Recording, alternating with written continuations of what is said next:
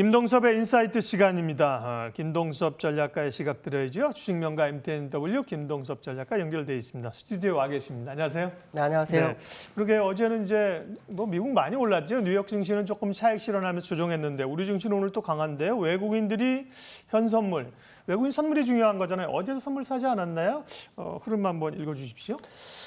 미국 시장이 오늘 소폭 하락했죠. 다우는 0.39, 나스닥은 뭐 1.4까지 빠졌다가 1% 안짝에 끝나는 모습이 나왔어요. 근데 재미난 게 뭐냐면 이제 제목이 차익 실현에 하락했다. 근데 이 차익 실현이라는 의미가 굉장히 크죠. 아시겠지만 차익 실현이라는 것은 뭐 아무 데서나 나오는 게 아닙니다. 고점 부분에서 나오는 게 차익 실현이라는 용어잖아요. 근데 이 차익 실현 용어가 이번에 처음 나왔냐? 아닙니다. 지난번 그 월 초에도 차익 실현이라는 용어가 나왔어요. 그러니까 지금 미국 시장이 오르긴 오랐지만 시장의 부담이 굉장히 큰 게 아닌가라는 생각을 좀 해봐야 될 것 같습니다. 왜냐하면 실제로 시장이 그 실적 장세로 넘어갈 거라는 기대감이 굉장히 크잖아요. 근데 실적에서 금융주들이 골드만삭스라든가 JP모건이라든가 모건스탠이라든가 뭐 웨스트파워라 다 나쁘지 않았어요. 오늘 새벽에는 뭐 코카콜라도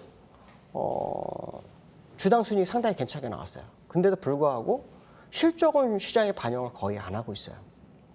오히려 반영을 했었던 것은 제가 아마 지난주 목요일에 잠깐 얘기했었지만 연준의 그 시장 스탠스 이게 굉장히 중요했었다. 좀 시장에서 새로운 화두가 나와야 되는 게 그게 실적으로 갔어야 되는데 실적으로 가지 못하고 있다면 새로운 화두는 어디일까? 사실 오늘 새벽에 끝난 것 중에 내용 중에 하나는 그 조 바이든 대통령이 2조 3천억 불, 원래 3조 달러 하기로 했었죠.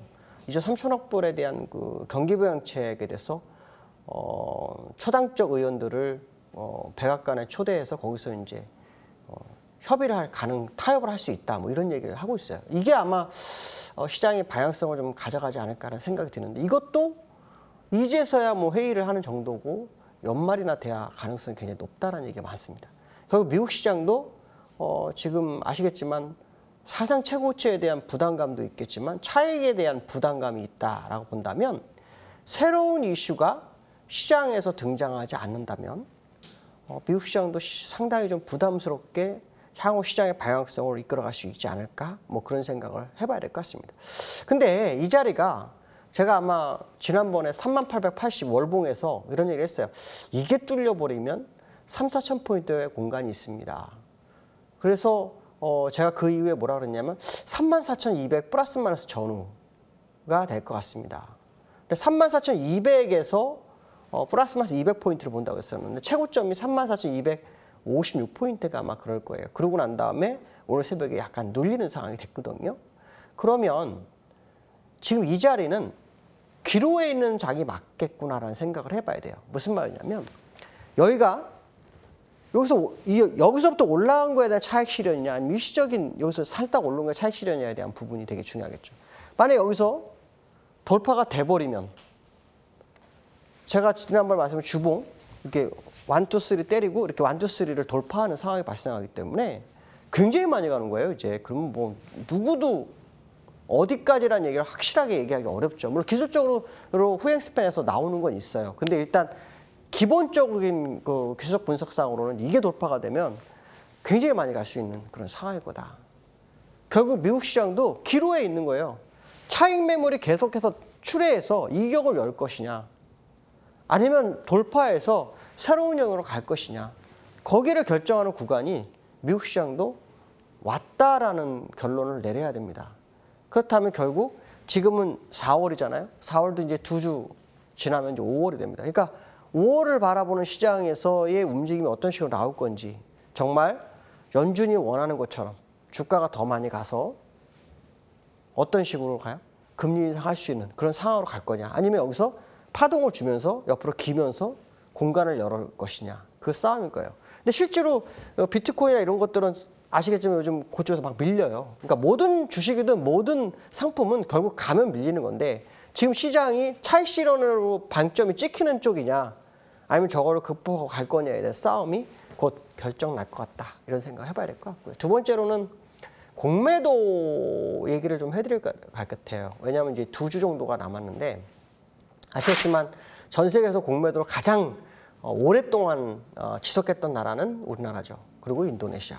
우리나라는 1년 3개월을 합니다. 그래서 5월 4일 날 공매도를 재개를 해요. 그래서 이번 주부터 아마 개인들도 공매도를 할 수 있는 기회를 줘요. 그래서 대주 물량, 기존의 대주 물량의 100배에 해당되는 2조 4천억까지 공매도를 할 수 있는데 교육을 미리 받으셔야 되겠죠. 아시는 분들은 벌써 교육을 받기 시작했지만. 이제 공매도가 개인이 할 수 있어서 개인들한테 투자의 기회를 줬다.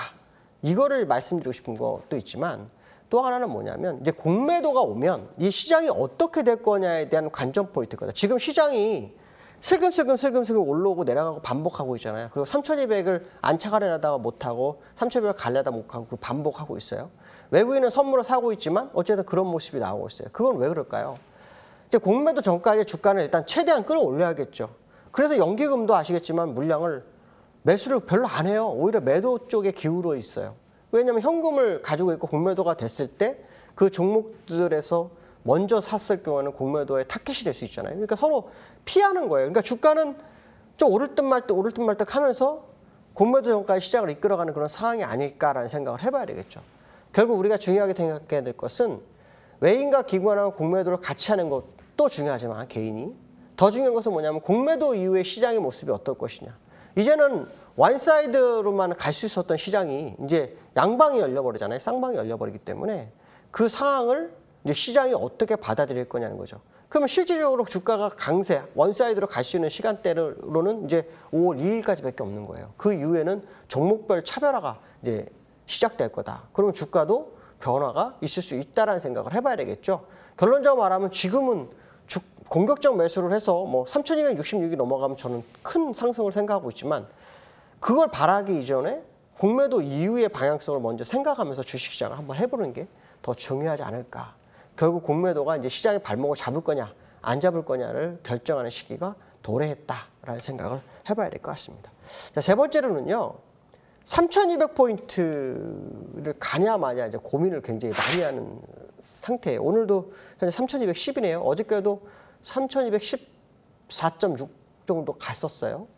근데 이제 그 자리는 이전 고점이 3,266을 가기 위한 길목이다. 뭐 이렇게 해석도 할 수 있죠. 근데 이제 중요한 것은 뭐냐, 그 위치가 기술적으로 굉장히 달라요. 이제 이게 돌파가 되면 우리나라도 아까 제가 미국 시장도 이제 기로에 있다라는 표현을 썼는데 우리나라에서도 이제 기로에 접어든 거예요. 정말 시장이 개인 투자가들이 원하는 것처럼 큰 상승이 올 거냐, 그렇지 않을 거냐. 근데 사실은 과거 사례를 보면 개인들이 많이 사서 주가가 계속 간 경우는 별로 없어서 또 개인이 많이 들어간 종목도 사실은 크게 간 적은 별로 없어요. 보통 경우는 그 물량이 다 시장에 나온 다음에 갔던 경향이 있었다라고 본다면 40조, 올해 들어서 40조 정도를 개인이 지금 순매수한 상태에서 지수를 끌어올려질 것인지에 대해서 한번 봐야 되죠. 만약 공매도가 연장됐다면, 공매도 금지가 연장됐다면 모를까, 그렇지 않다면 결국 지금은 어쩌면 이 자리에서 방향성을 확인하려는 모습이 나올 수 있다.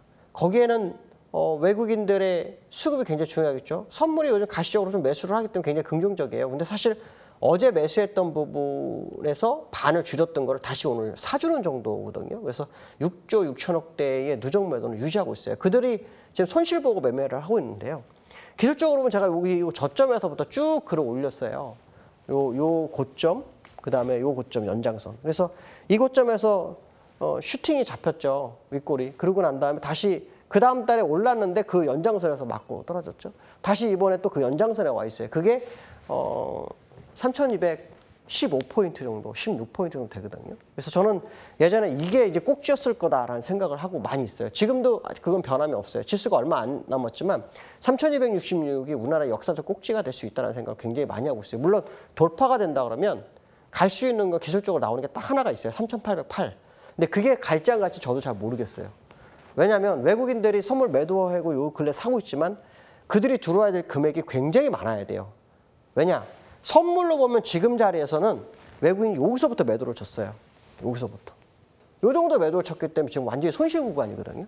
그러니까 그게 빠르게 환매수가 들어오든가 아니면 환율이 좀 떨어져서 외국인들이 어쩔 수 없이 쇼커버링이 들어가게끔, 그러니까 환매수가 강하게 들어가게끔 유도하는 그 두 가지 방법밖에 없어요. 그렇지 않다 하면 지금 이 자리에서 저는 3,266이 우리나라 역사적 고점이 될 수 있다는 생각을 굉장히 많이 하고 있어요. 물론 돌파가 될 확률도 열어두고 있어요. 그래서 그 상황에 대해서 면밀히 지금 보고 있는데요. 자, 그러기 위해서는 좀 아까 말씀한 것처럼 두 가지 경우만 꼭 해결하면 좋겠습니다. 외국인이 지금 수급에서 잠깐 보여드릴게요. 선물에서 지금 2,940억을 사고 있어요. 근데 누적으로는 아직도 6조 6천억 정도의 누적 매도가 있어요. 올해만. 그러니까 아직 그 물량이 추세 상단선까지 와 있는데 완벽하게 회수가 되지 않고 있다는 그 부분에 대해서만큼 우리가 좀 관심 있게 봐야 될 것 같고, 환율이 1,100원이 깨 1,096원 밑으로 떨어지는지 이것 또한 확인하셔야 됩니다. 그게 이루어진다면 충분히 갈 수 있다. 그렇지 않다면 아까 그 자리에 역사적 고점에서 확률을 열어두고 보시는 것도 괜찮겠다. 이렇게 말씀드릴 수 있을 것 같습니다. 오늘 여기까지 하겠습니다. 감사합니다. 예, 김동섭의 인사이트, 김동섭 어드바이저 함께했습니다. 지수는 12포인트 올라서 3,210, 10일. 예, 오늘 상대적으로 우리 시장이 견주한 모습을 보이죠. 어제 강했던 코스닥은 조금 쉬는데 코스피 쪽 외국인 매수가 코스피로 오늘 올리고 있는 거죠. 외국인 거래소 선물 사고 있습니다. 시장 공감 10 오늘은 여기까지 하겠습니다. 오늘도 성공 투자하십시오. 고맙습니다.